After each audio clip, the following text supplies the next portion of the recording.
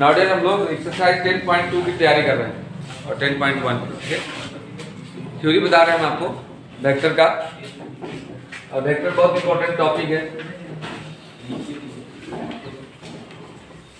Vector सिर्फ vector के लिए इंपॉर्टेंट नहीं है, इसके आगे जब 3D पढ़ेंगे तो 3D में भी वेक्टर की जरूरत पड़ती है। फिजिक्स पढ़ेंगे उसमें भी हर एक 12th के बाद जो भी फिजिक्स पढ़ेंगे आप सब वेक्टर फॉर्म में पढ़ना होता है, और मार्क्स के हिसाब से बहुत इंपॉर्टेंट टॉपिक है ये। इसके पहले वाले क्लास में मैंने लगभग थ्योरी बता दिया है, कुछ थ्योरी जो बचा हुआ है आज हम उसको बताते हैं। ओके, पहला जो हम बताने जा रहे हैं गौर से देखेंगे आप, कल बताए थे। Suppose A is a point and B is another point whose position vector is OA and OB.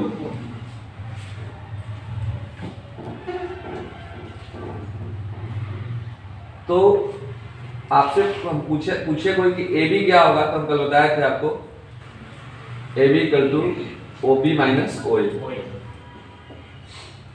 बाद वाला जो है शुरू में हो जाता है, जो शुरू वाला है बाद में जाता है, ट्रिक में बताया है। इससे कुछ आगे बताने जा रहे हैं। ओके, अगर A का कोऑर्डिनेट x1, y1 और z1 हो और B का x2, y2 और z2 हो, तो पहला I का होता है, दूसरा J का होता है और तीसरा K का होता है। अगर इसका कोऑर्डिनेट x1, y1, z1 है, इसका मतलब कि OA इक्वल टू है x1i plus y1j plus z1k। कल हम ऑर्थोगोनल यूनिट वेक्टर बता रहे थे तो x y z था, तो लिखे थे ना r equal to xi plus yj plus zk। तो OA इक्वल टू हो जाएगा x1i plus y1j plus z1k and OB equal to हो जाएगा x2i plus y2j plus z2k। तो AB इक्वल टू हमारा है OB माइनस OA, यानी OB हमारे पास ये है और OA हमारे पास ये है। तो अगर दोनों को सब्ट्रैक्ट करेंगे तो हो जाएगा x2i plus y2j plus z2k minus OA। Minus लगाएगा टोटल माइनस हो जाएगा, minus x1i minus y1j minus z1k। जिस बच्चे का जितना ही टाइट रहता है कॉन्सेप्ट उतना ही रहता है उसका सवाल करेक्ट, ध्यान रखिएगा। तो सब बता रहे हैं हम आपको। देखिए ये दोनों i वाले हैं एक साथ, ये दोनों j वाले हैं एक साथ, ये दोनों k वाले हैं एक साथ। i कॉमन लीजिएगा तो हो जाएगा x2 minus x1 into i plus y2 minus y1 into j plus z2 minus z1 into k। Any problem? अब इस पर हम एग्जाम्पल दे रहे हैं। अगर आपसे कोई बोले, एग्जाम्पल दे रहे हैं, गौर से देखना, इतना लंबा हम लोग प्रोसेस नहीं करेंगे, हम लोग डायरेक्ट इसको याद रखेंगे। x2 minus x1, y2 minus y1, z2 minus z1, difference the coordinate. पहले वाले में i लगाएंगे, दूसरे वाले में j लगाएंगे, तीसरे वाले में k लगाएंगे। ठीक, आपसे कोई कहेगा कि a का पोजीशन वेक्टर कितना दिया है, डायरेक्ट देखना। a का है मान लीजिए 4, 5 और 8। ठीक, अब बिना फिगर बनाए हम बिना दिस दैट किए कैसे जल्दी, क्योंकि देखो कंपटीशन का जमाना है, लोग इतना बिजी हो गए हैं कि ज्यादा समय किसी चीज में देना नहीं चाह रहे हैं। जैसे दिल्ली जाना है, पैसे वाले डायरेक्ट एरोप्लेन पर पकड़ेंगे, आपके नाश्ता करते तक स्नान करते तक पता चलेगा, फोन कीजिएगा तो दिल्ली चलेगा 1 घंटा में। देखिएगा एंड बी का दिया हुआ है, देखना है यहाँ पर 8, 7 एंड 9। आपसे कहेगा कि ए बी फाइंड कीजिए। चलो गौर से, पहला कहेगा ए बी फाइंड कीजिए एंड सेकंड कहेगा मॉड ए बी फाइंड कीजिए। देखिएगा आप बिना फोटो बनाए कैसे हम लोग बना रहे हैं। ये श्योर है कि ए का दिया हुआ है, मतलब OA है, ये OA है। OA कितना है 4i plus 5j plus 8k, and OB है 8i plus 7j plus 9k। We have to find AB।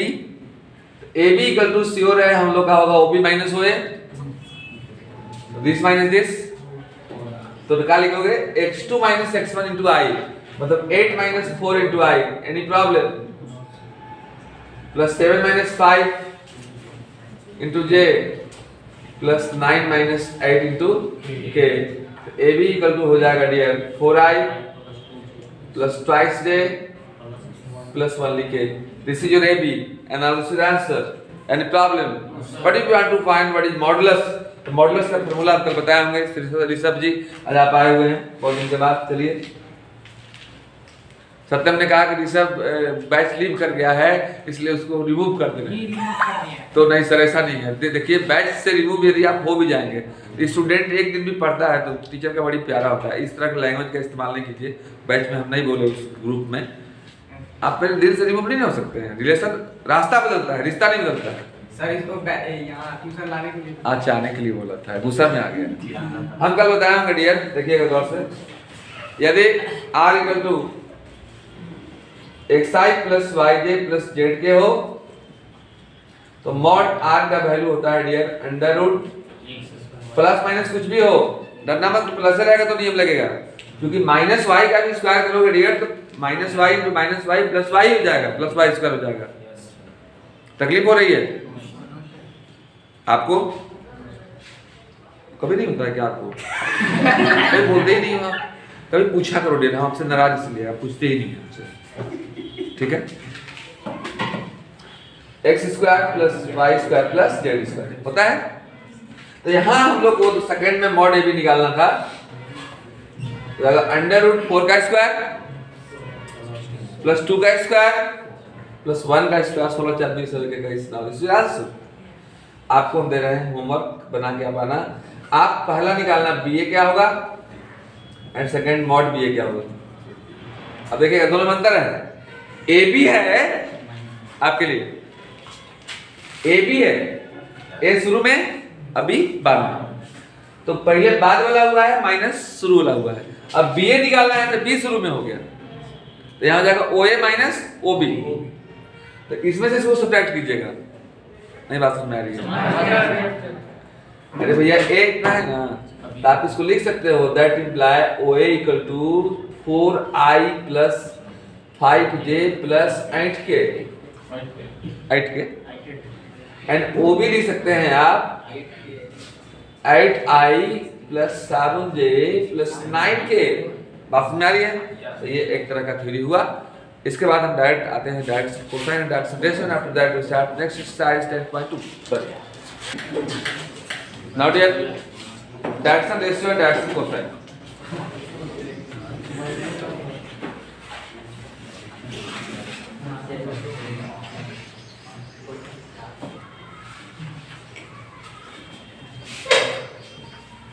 Direction ratio and direction cosine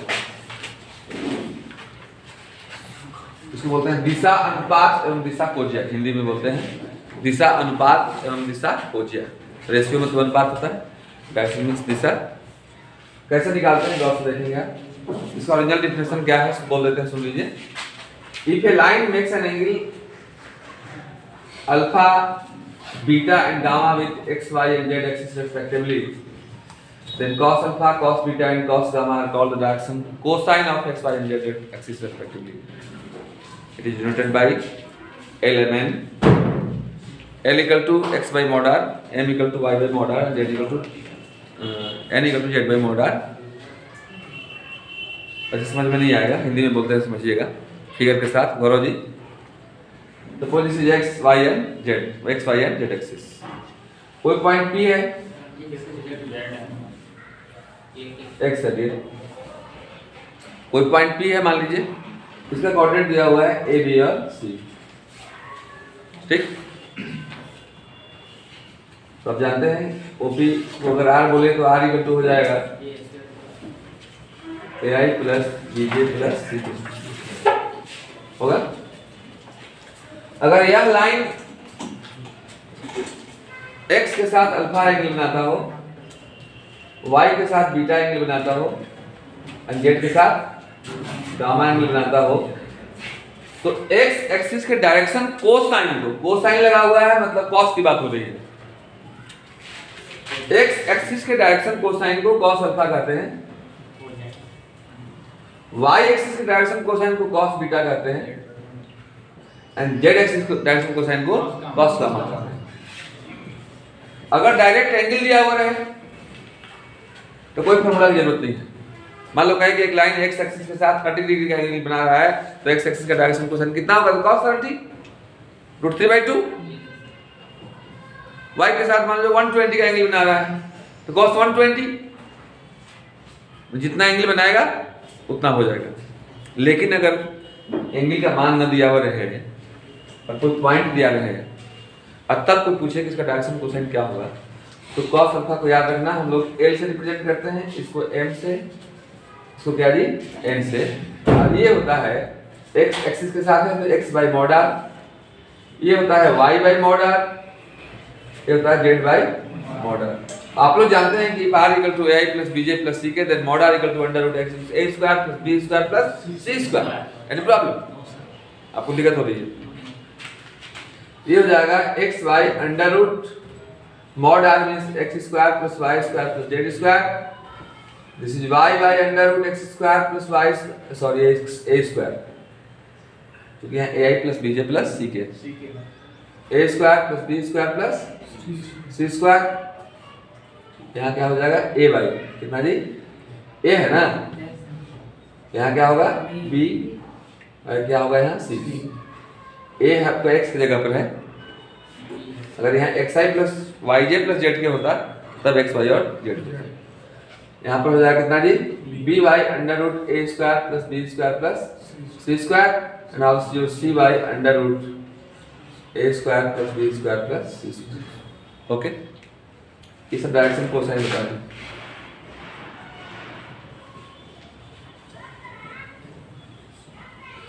एक रूल होता है, जानिएगा, प्रूफ करने के लिए कभी कभी आ जाता है, हम लोग जरूरत पड़ता है। कहता है कि prove that cos square alpha plus cos square beta plus cos square gamma equal to 1, या n square plus n square plus n square equal to 1। अरे cos अल्फा को l बोलते हैं तो cos अल्फा मतलब l का square हुआ, cos square beta मतलब m का स्क्वायर हुआ, cos स्क्वायर गामा मतलब n का स्क्वायर हुआ। आइए इसको प्रूव कर देते हैं जरूरत पड़े। जैसा आपको पता है, मैंने बताया भी है कि vector is very very important for itself and also for 3 dimensional geometry. 3 dimensional geometry में वेक्टर के बिना आप उसको नहीं समझ सकते हैं। ओके, अब आगे जाकर सब 3 डायमेंशनल पढ़ना है, जैसे 4G भी है ना, तो वहाँ सब 3 डायमेंशनल पढ़ना है टोटल। देखिएगा, एलटीसी हमारा है क्या है, बोलो cos square alpha plus cos square beta plus cos square gamma. आपको पता है कि cos अल्फा का वैल्यू कितना होता है? a by under root a square plus b square plus c square है। तो जब इसका स्क्वायर करोगे आप, जब इसका स्क्वायर करोगे तो a का स्क्वायर हो जाएगा, रूट क्या हो जाएगा? तो खत्म हो जाएगा। तो now this is your a square divided by a square plus b square plus c square. Now this is your b square divided by a square plus b square plus c square. Now this is your c square divided by a square plus b square plus c square. ये हम दो तीन theory में लगाए हैं, गौर से इस theory में लगाए हैं कि सवाल तो विभिन्न प्रकार के हो सकते हैं लेकिन थ्योरी एक ही होता है, सर रास्ता एक ही होता है जिस पर हजारों लोग चल सकते हैं। थ्योरी को आपको टाइट रखेंगे, a square plus b square plus c square. ऐसे हो गया, बहुत सुंदर बोलते हैं। Now this cancel and now this one now this any problem? कहोगे सर कि आपने डायरेक्शन कोसाइन तो बता दिया लेकिन लिखे तो पहले से डायरेक्शन रेशियो, तो हल हुआ है क्या जी? ये जो हमारा ai plus bj plus ck है ना, यही a b और c डायरेक्शन रेशियो है जी। बस में आ रहा है, डायरेक्शन कोसाइन जान गए। एंड डायरेक्शन रेशियो जो आपका है, दिशा अनुपात जो है जी, कुछ भी नहीं होता है, क्या होता है? a b और c को डायरेक्शन रेशियो बोलते हैं। लेकिन समस्या तब खड़ी हो जाती है जब सवाल थोड़ी सी बड़ी हो जाती है। इससे बड़ा होगा तो क्या करेंगे? जैसे आपसे जब पूछ लेगा तो इधर ही मार दे क्या दूसरा फॉर्मूला, इसी से डायरेक्शन रेशियो डायरेक्शन कोसाइन। आपसे अब कहेगा कि 2 पॉइंट है, एक ए है और एक ए का पोजीशन वेक्टर मतलब वो ए भी दिया हुआ है, x1 y1 और z1, अब भी दिया हुआ है x2 y2 और Z2, तब कहेगा कि डायरेक्शन रेशियो निकालिए। अरे भैया डायरेक्शन रेशियो मालूम है तो डायरेक्शन कोसाइन तो हम आराम से निकाल सकते हैं। अरे ABC मालूम है, मान लो A = 4 आ गया, B = 3 आ गया, C = 2 आ गया, तो L निकाल दोगे A/√A² + B² + C²। मैंने मेन हमारा जड़ कौन है? ये तो डायरेक्शन रेशियो है। मान लो A, B और C नहीं मालूम रहेगा तो कैसे तुम निकालोगे कौशल का? बात नहीं समझ में आ रही है? तकलीफ मैं लो बाबू नो। तो if AB is a straight line joining 2 points x1 y1 z1 and bx2 y2 z2 and anybody asks me what is the value of A, B and C, तो डरना मत करना, ठीक है? A होता है x2 - x1, B होता है y2 - y1 और C होता है z2 - z2। ओके, अब इसी फॉर्मूलाओं के साथ शुरुआत करेंगे exercise 10.2। Run print out.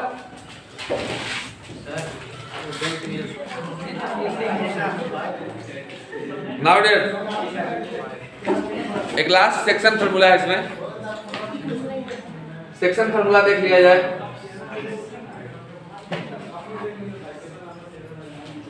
Hindi में इसे विभाजन सूत्र कहते हैं। कोऑर्डिनेट ज्योमेट्री में पढ़े होंगे कि if A x1 y1 and B x2 y2 है और एक C पॉइंट है जो इसको m/n में डिवाइड करता है, C का कोऑर्डिनेट क्या होता है? तो बोलते थे आप mx2 + nx1 / m + n and my2 + ny1 / m + n बोलते थे। यहाँ पर भी सेम है कि अगर AB एक स्ट्रेट लाइन में A का पोजीशन वेक्टर A हो और B का पोजीशन वेक्टर क्या हो जी? B हो। ध्यान देना। और C कोई पॉइंट हो जिसका A का OA यहाँ O है, OA कितना है तो A है, OB कितना है तो B, और OC मान लो R है,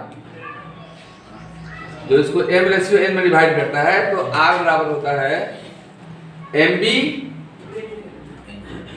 + NA / m + n। ये इंटरनल डिवीजन करेगा तब अंतर विभाजन, जिसको हिंदी में बोलते थे आप। अगर ये R बाहर में हो तो प्लस की जगह पर क्या हो जाता है? तो माइनस हो जाता है। Okay, thank you. Next slide पे मिलेंगे।